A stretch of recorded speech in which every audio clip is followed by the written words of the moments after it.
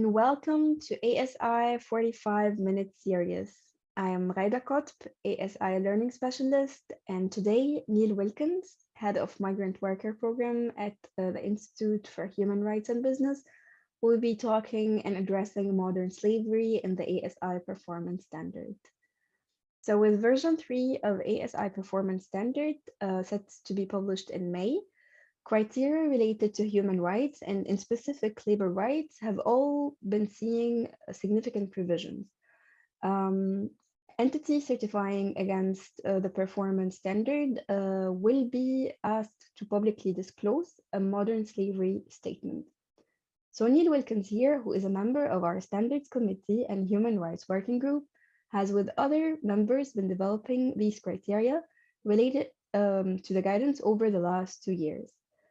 And today, Neill will tell us more about how modern slavery looks like, how to exert influence, and how to write an effective modern slavery statement.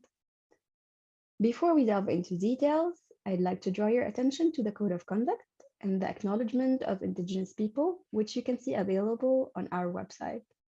We would like to spend 25 to 30 minutes on what is modern slavery and how to address it, and 15 minutes for the Q&As, which you can write in the Q&A box in the tab below. This webinar will be recorded, and without further ado, please welcome with me Neill Wilkins, Head of Migrant Worker Programs at the Institute for Human Rights and Business. Thank you, Haida. And just for anyone who doesn't know the Institute for Human Rights and Business, we're a civil society organisation, and we work with businesses, with government, with civil society and with trade unions to promote better engagement and acknowledgement and understanding of human rights in business operations in all sectors and all locations. I'm head of the Migrant Workers Programme, which inevitably means that I get caught up in a lot of work around labour rights, and in recent times that's included looking at the various modern slavery legislations that are in place. And we can see here from this slide, there are now a number of different areas where companies are being expected to report on their modern slavery activities and actions, the ways that companies are undertaking due diligence to make sure that workers in their supply chains, both their direct operations and their extended supply chains, aren't being exploited and subject to forced labour, trafficking, or the sort of umbrella term that we increasingly use, modern slavery. The key legislations, of course, are the UK Modern Slavery Act. There's now an Australian version of the Modern Slavery Act as well. We're about to see the EU bringing in mandatory due diligence legislation, and that will include modern slavery requirements within it. Companies will be expected to be undertaking effective due diligence on what's going on in their supply chains. And I think that it's particularly pertinent for this discussion and for companies to be keeping an eye on that directive, because it includes specific provisions for those who are engaged in metal ore extraction and the production of metal and fabrication with metal as well. So very relevant for all ASI members.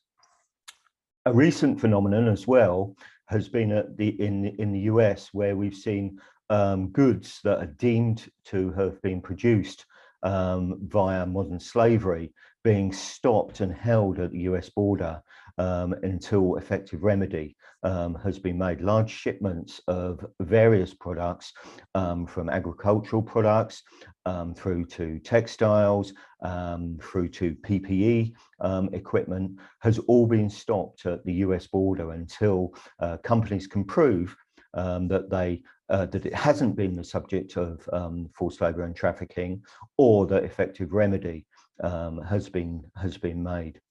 And just another key publication that's worth keeping an eye on is the Trafficking in Persons report. This is an annual report produced by the US government, and it shows where it gives a detailed breakdown for every country in the world about their own efforts to prevent forced labour and trafficking. And actually it provides a useful sort of snapshot for companies who are trying to understand where their supply chains are located, where risk might lie. So we're seeing increasing government scrutiny, increasing legislation and regulation, and also access to markets becoming increasingly important.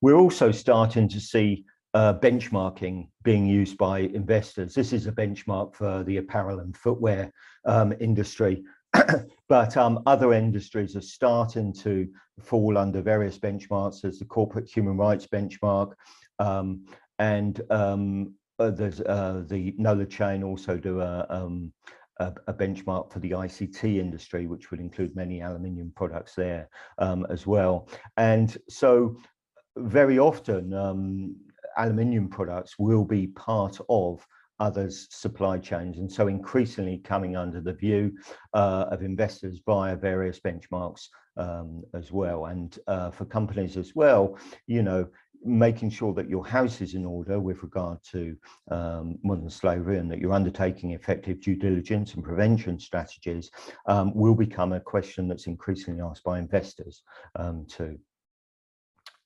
So a lot of focus on modern slavery, and of course we have to ask, well, what is modern slavery? What does that actually look like? And if you get a graphic designer to come up with a graphic for modern slavery, invariably they will come up with something that looks like this, because to most people this is what it means. It's bondage, it's incarceration, it's chains, it's all the worst manifestations of what we think that modern slavery is. You know, we've all seen films about people in slavery. We think that we know what it means. The reality is that modern slavery doesn't look like that. It looks like work. It looks like the work that anyone else does. You can find instances of it in all sectors and all locations. And if you went to a factory where people were in a situation of forced labour and exploitation, you probably wouldn't be able to tell that they were any different than anyone else on that shop floor. The women here, you know, producing textiles, you wouldn't be able to tell which one of them was in a situation of forced labour and exploitation, because very often the chains that bind people these days are financial, or in the ways that people are recruited and employed. I think as well that we need to consider what we call the continuum of exploitation. That it's very easy to only think of the very extremes when people are in a situation of forced labour, when people are in a situation of modern slavery. The reality is that very often forced labour is made up of a large many smaller exploitations.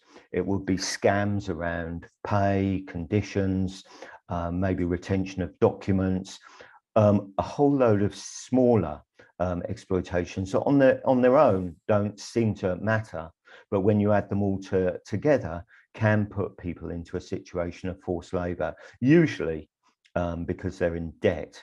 And when you're in debt, it's very, very difficult to assert your rights.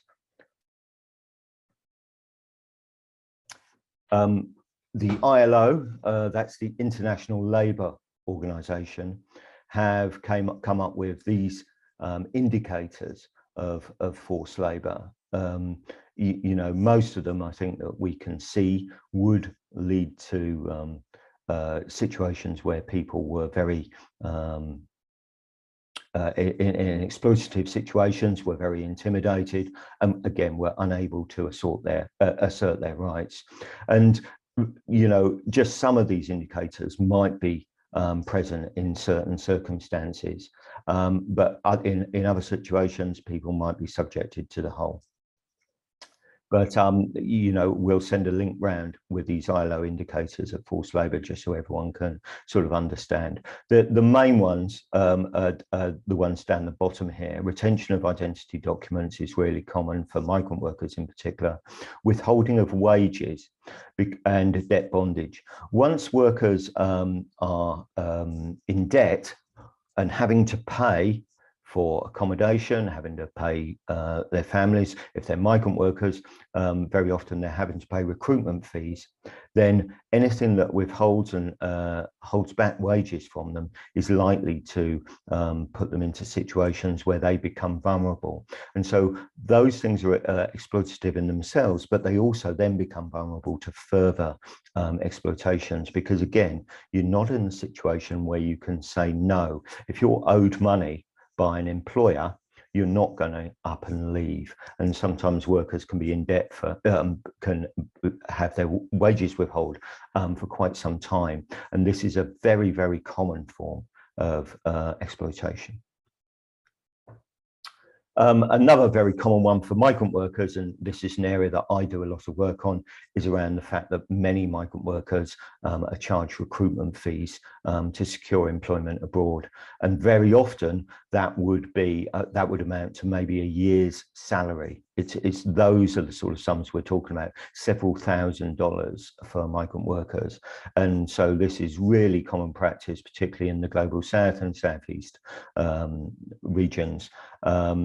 And is a major way that companies will find forced labour in their supply chains. And one of the main things that I mentioned earlier about the US government stopping goods at the US border and recruitment fees is one of the main things that they're calling out, and companies are having to repay large amounts of recruitment fees to workers to get their goods released. The irony being that they end up having to pay more because they pay the sums that the workers have paid, because they have to reimburse the workers, which actually are far larger than the genuine cost of recruitment would have been in the first place. So we can see where forced labour and trafficking might happen at all stages of the aluminium production process, at the mine sites, in shipping of the alumina, and of course it's not just actually on the boats, it's what's going on in the dockyards as well. How are the dockyard workers being treated? Who's responsible for the freight forwarding and loading? All of those things, and very often there's exploitation there as well. We see it in the production plants, in the smelting plants, and places like that. Wherever these plants might be located, there's the possibility where exploitation could be taking place. And we see it in fabrication plants. I'm sure there would be places where in the fabrication of aluminium products, there would be places where workers were being exploited.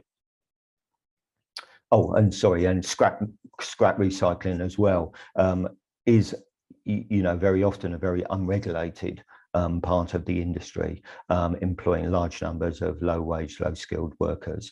And again, that would be another area of particular concern, perhaps. But I'd like you to also consider some of the other places where forced labour and exploitation might be happening.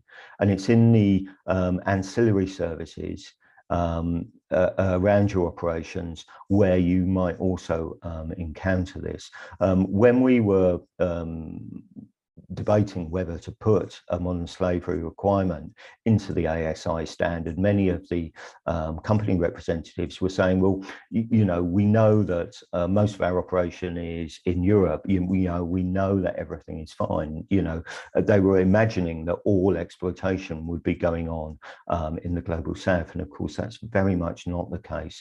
And many companies are finding that there are enormous problems with exploitation within some of what they would call non-stock operations. So it will be transport, security, warehousing, freight forwarding, office cleaning, all of those sort of areas are additional places where you should be looking and making sure. And very often, and there's a common theme to some of these sectors, it's where workers are hidden away very often. It's very often where they're employed on agency contracts, and it's very often where they're migrant workers. And migrant workers are always going to face additional challenges because they don't speak the language, they don't understand their rights, or very often they're deliberately misinformed about their rights. And so it's these sort of hidden workforces, that's where companies can find themselves exposed to risk as well. So what do companies do about this? There are all sorts of consultancies and there are all sorts of guidance that companies can use to have a better understanding of their supply chain, because it starts with making sure that you educate yourself. Then it begins, you need to be mapping what's happening in your supply chain, making sure that you have a good understanding of where risk might lie and who's in charge of that and what you might do to it, what you might do about that.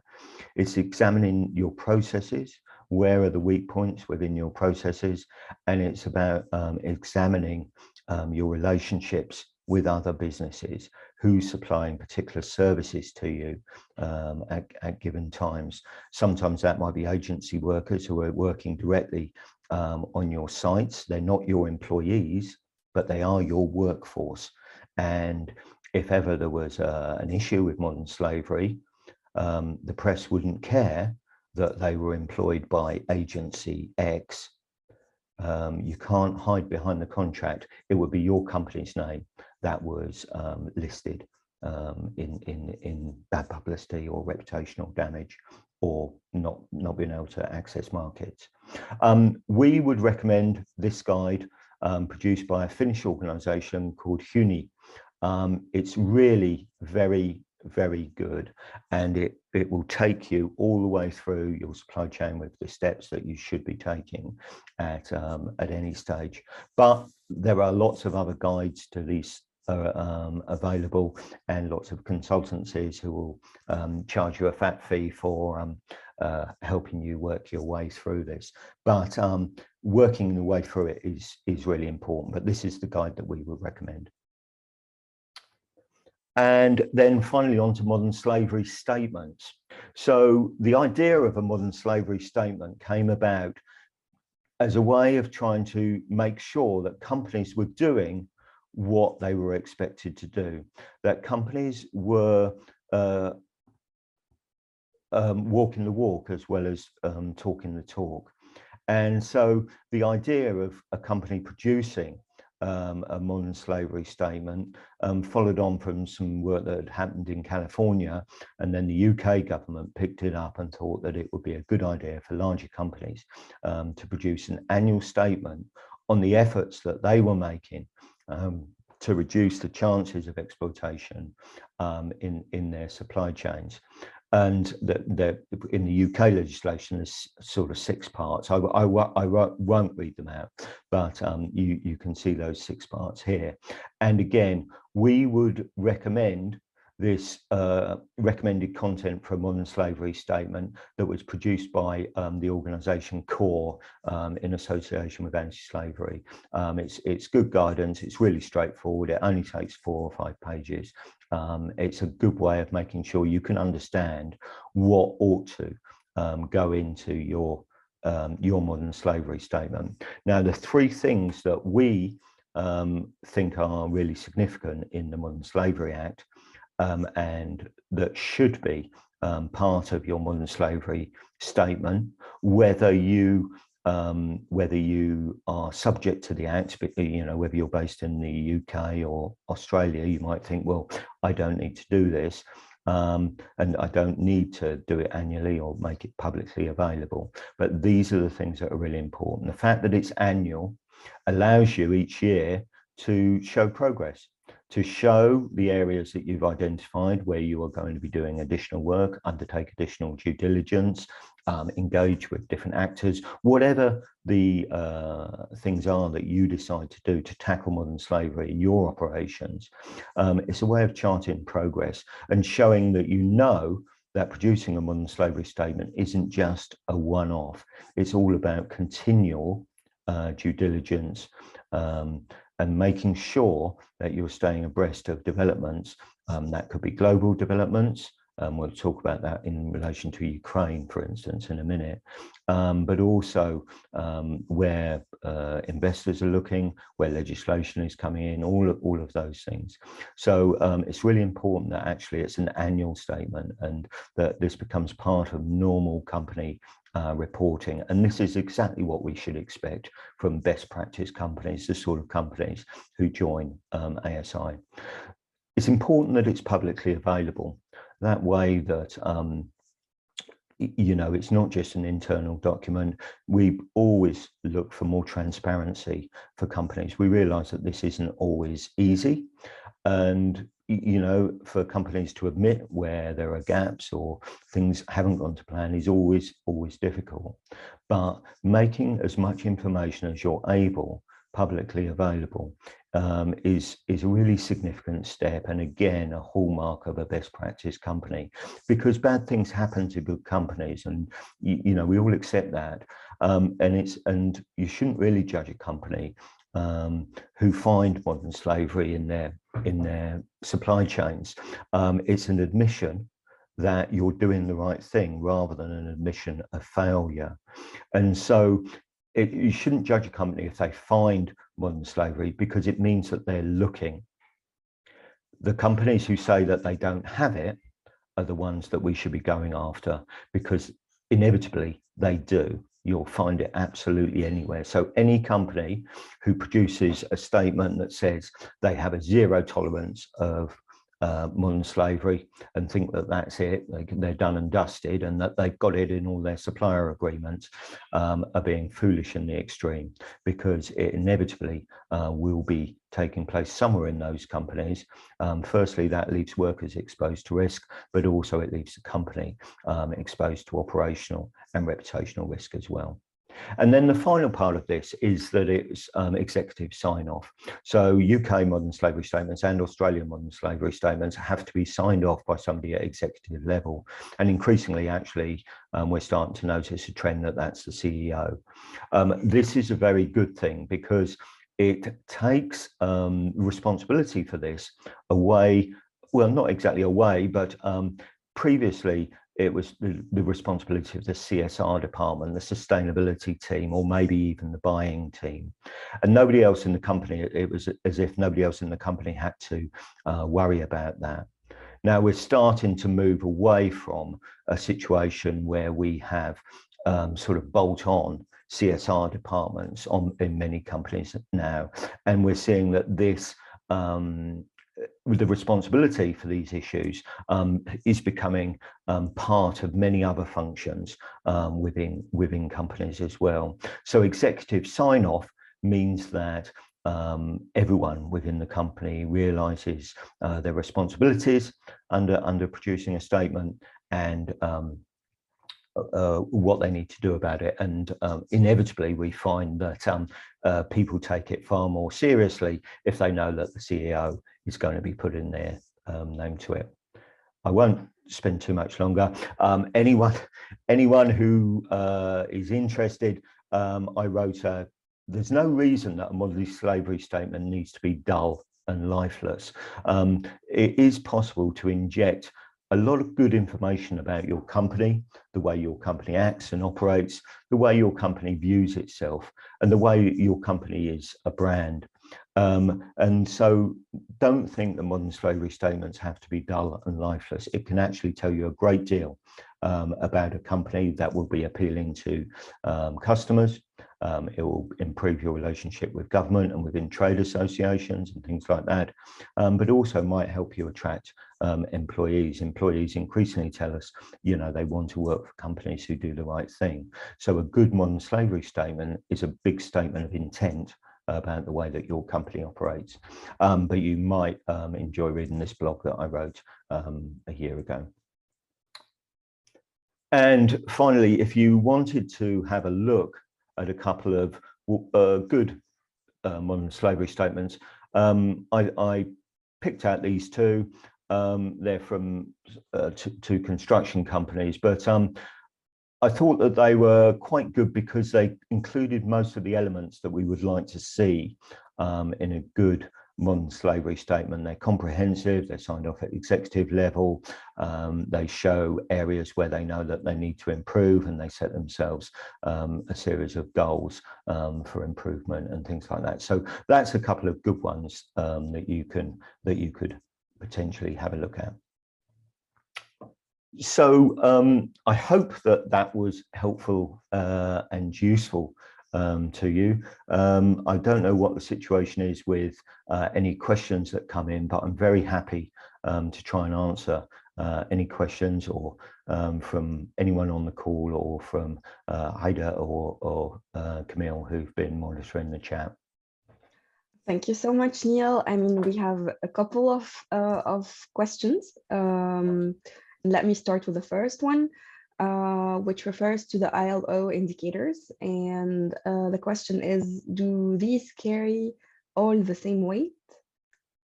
In theory, I guess that they do. However, yeah, let's flick back to them. In theory, I guess that they should carry the same weight, but it depends. With all of these things, it depends on individual circumstances and how, as I said, very often workers would be subjected to not just one, but a number of these, and it would be on a continuum. And it might be that workers move into a situation where they're being exploited, but then come out of that situation only to go back into it again, particularly around wages, but in areas of physical abuse, perhaps, intimidation and threats, all of these things. So I think anything to do with violence will always need to be near the top of a list. And also, I think that you can place these in the context of an employment sort of situation. So you could look at the way that workers are recruited and deployed, and then the terms of their employment agreement, or where there's not an employment agreement, what's going on during that part. Then you could sort of look at the way that their wages and things like that are being paid, and then also start looking at the way that their working and living conditions are in place as well. So I think that there are different things that you need to consider at every stage of employing any worker. But if you identify where workers might be most vulnerable, then, you know, enhance due diligence in that area. Absolutely. Okay, so this was the first question. Another question was asking, what is the potential impact on labor rights and labor rights abuses in a forced migration scenario? And it is referring to the current situation and with millions of Ukrainian refugees coming. What can be done to avoid any pitfalls? Again, I hate to keep using the word due diligence, but due diligence is absolutely crucial in this situation. At the moment, Ukrainian workers are already allowed, there's a deal with the EU, so Ukrainian workers are allowed to work for 90 days in all EU states. However, very often that gets fudged slightly, because very often they're employed by employment agencies located in Poland. And so that is kind of used as a way of exceeding the 90-day threshold, all as a return to Ukraine before going back to a further employment. As migrants travel all around Europe from Ukraine out of necessity, we will see the best things in people and we will see the worst things in people. Many people will be very keen and anxious to help Ukrainian migrants, to find them work, to get them set up and get them organized. But there are also people who will take advantage of their vulnerability as migrants. There'll be a kind of relativity thing where people start saying, well, you know, they haven't got anything and I'm giving them a chance, therefore I don't need to pay them the minimum wage. I don't need to adhere to usual pay norms, conditions, rights, living and working accommodation, all of those things you will start to hear. Sometimes people will do that out of ignorance, sometimes they will do it deliberately to exploit. Sometimes governments will use those workers to fill gaps. You know, I'm based in England, and I know that the government are already talking very much about their seasonal agricultural workers scheme, which, because of our leaving the EU, has left many farms and horticultural establishments totally bereft of workers, and so they're using it as a way of filling some of those sort of shortfalls as well. So we need to be doubly vigilant. We need to make sure that the pay conditions and all things that we apply to native workers also apply to Ukrainians. There should be no discrimination, and the key amongst that is that there should be no undercutting of pay, rights and conditions, because then that will undermine native workers as well. So companies, by all means, you know, look to be employing Ukrainian workers as part of your workforces, but undertake effective due diligence, particularly if those workers are being supplied by, as many of them will, by agencies. You know, make sure that everything that the employment agency is telling you is correct. Check with the workers, make sure that they understand their rights, make sure that the wages that they're being paid and other things match what you would expect best practice companies to be doing. Thank you, Niels. That was extensive and detailed. Another question is being asked about the legal liability related to modern slavery issues in the supply chain. It's asking, does the ethical responsibility only reach upstream the value chain or also downstream the value chain, i.e. to customers? So I think that legal responsibility should reach both ways. However, very often it doesn't, you know, and so companies should be looking both ways, and that's not always easy for companies, because you don't have much leverage over what a company then goes on to do with the products that you are supplying them or the service that you are giving them as well. So I think that it's all part of a bigger sort of picture. Would you want your company to be involved in a situation where exploitation was going on at either side of you? That wouldn't be good, and it wouldn't be sustainable, and it's, you know, and I think it could cause you problems with the authorities. Potentially you're not exactly assisting situations of exploitation, but it's not effective due diligence that you are undertaking, and it's something that generally should be sort of avoided. I don't think that companies should feel on their own in these situations as well. You know, you should use your leverage firstly with any business partners, upstream or downstream, that you have, to try to promote best practice and try and make changes that way. I think as well that there's a role for trade associations and professional standards bodies like ASI in this space, so that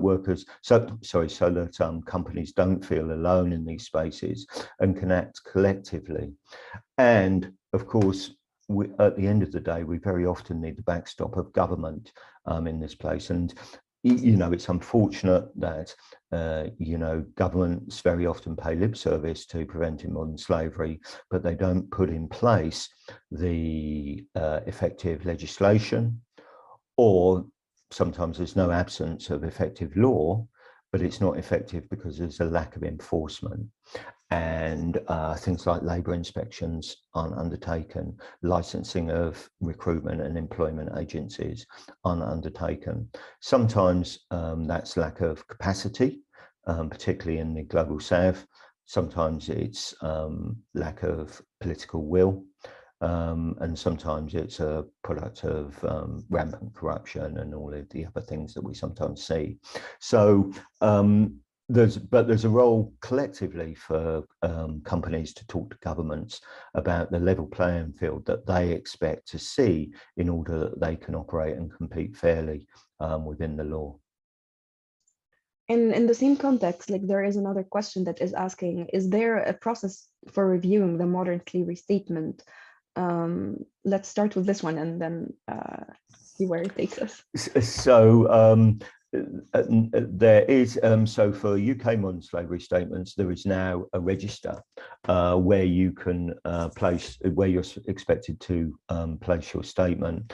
The idea behind that is to have one clear place where statements can be reviewed, mostly by civil society organisations. They don't get reviewed by any government body at the moment. So pretty much a company can put what they like onto a modern slavery statement.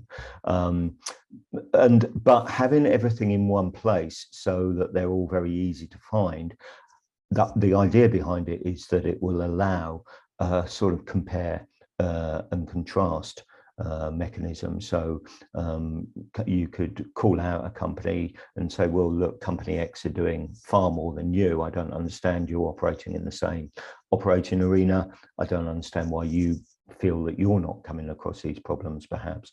So that's something that could be done.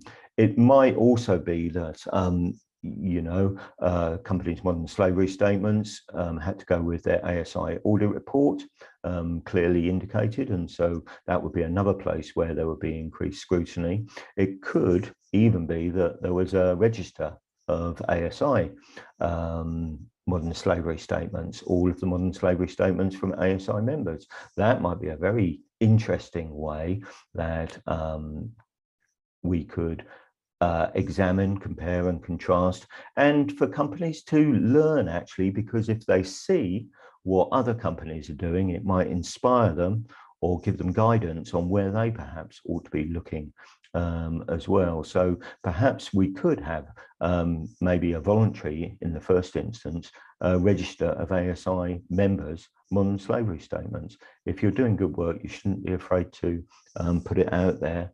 and share and show others. That could be something that ASI did. It could even be that that wasn't publicly available, but just an ASI register that was available only to members so that they could see. Although we would always hope that a modern slavery statement elsewhere would be publicly available. Thank you so much, Neill. I'm definitely writing down the idea of gathering all of the modern slavery statement of ASI members and like keeping it in a on the website or something. For sure, our performance standard has some example for best practices or best modern slavery statement from members like BMW and Audi on and SIG on also the ASI Performance Standard right now. So the question continues also regarding the review of modern slavery statement, and it's asking why does it happen annually and why it's not an ongoing process, an ongoing modern slavery statements? Oh, right. That's a good question, and one that I've never been asked before. I think that when the modern slavery statement came out, it was such a new, novel idea to do that, that it was felt that having it annually would encourage companies to move forward, and you could compare and contrast with previous sort of years. Of course, the statement is only one part of a company's work on modern slavery. So they could, in theory, the work should be ongoing all of the time, and then just an annual report back. I think really it's because it's a legacy because it's been a sort of legal requirement, and it's a way of checking in on companies that they are doing something, that every statement is dated and then signed off by the executive, and that's a way of sort of holding companies a little bit more to account. But the work that is part of preparing a modern slavery statement and making sure that you're managing your risks, that really should be sort of ongoing. Absolutely. So we have 3 more questions. However, we have 4 minutes only. So I'll try to choose one of the questions. And so one of the questions is asking about how our small and medium enterprises are expected to cope with the complexity and resources demand of modern slavery statement due diligence. How are they expected to be preparing a statement? I think it's an expectation of all companies, and in the UK, it's any company with a turnover of over 36 million. But there are things that smaller companies can do. We talked about understanding and mapping your supply chains. You should be doing that anyway as part of normal business practice. It's about understanding your relationships with other companies, with suppliers, with those who are providing you with services. You should be doing that anyway as part of normal business practice, especially if you a member of ASI and trying to promote best practice. So many of the things that you are already doing, you can very easily incorporate into your modern slavery reporting. So it's about educating yourself about what should be there. It's about understanding your operating context. It's about making sure that your methods of operating and your service level agreements with others include the things that you would expect to see to prevent modern slavery. And then it's about putting that all into a report and getting that signed off. So, companies should be more transparent. They should be prepared to report. And it's actually the act of knowing that you need to produce this statement that will encourage you to examine the things and pay closer attention to perhaps areas where perhaps you hadn't been casting an eye. So it's about gaining greater understanding of your operating arena. It might as well be useful in helping you to secure new contracts with companies that you in turn are supplying. Where this gets interesting is when one company starts to look at the modern slavery statement of another company. And we do have experience where we've started to see that I've seen companies turn business away from those who wanted to supply them with services because they didn't like the look, or a company hadn't produced a modern slavery statement. So I think that there's a business incentive increasingly to start to do so now as well, even for very small companies. This is really reassuring to hear. Thank you so much, Neill. I mean, we have 1 minute left, and okay, I think we have 1 minute left, and there is a continuation of the past question. Should is much easier said than done. And understanding about the indicators of forced labor already is a huge task requiring expertise that SMEs will find very hard to build and maintain. So it's rather a comment than a question. I think that though this is part of building what should be an expected capacity within your company. This should be a function of everyone within the company. You should be undertaking due diligence on these things. You should have a reasonable sort of understanding, and you should have a reasonable understanding of your sort of operating context and those that you're doing business with. Otherwise, you're exposing your company to operational risk. This is why having common standards around modern slavery with everyone having to report perhaps helps to level the playing field a little bit. I do appreciate that for smaller companies, these things who lack the capacity, these things might be slightly harder to do, but there's a sort of basic, you can do some basics reasonably sort of easily, and the very act of doing will help you learn more, make sure that your suppliers know your expectations around things. And very often companies will pick an area where they perceive high risk to be, and they'll concentrate on an engagement with a particular process, a particular area, a particular geographic region. So very often companies will manage it like that and take a risk-based approach to their modern slavery work. Now, we would hope to see work across the board, but we realise that very often that's the way that companies will undertake these things, amongst many competing demands, and we know that as well. However, it comes back to it. If you are a member of ASI, there should not be modern slavery anywhere in your supply chain, and you have a duty to yourself as a company, but also to other members of ASI to be maintaining that strong position. So, it's an expectation of being a best practice company. Thank you, Neill. That is all the time that we have for today, unfortunately. Thank you, Neill, very much for the presentation and answering all of the questions that were asked, most of the questions that were asked because of the time, of course.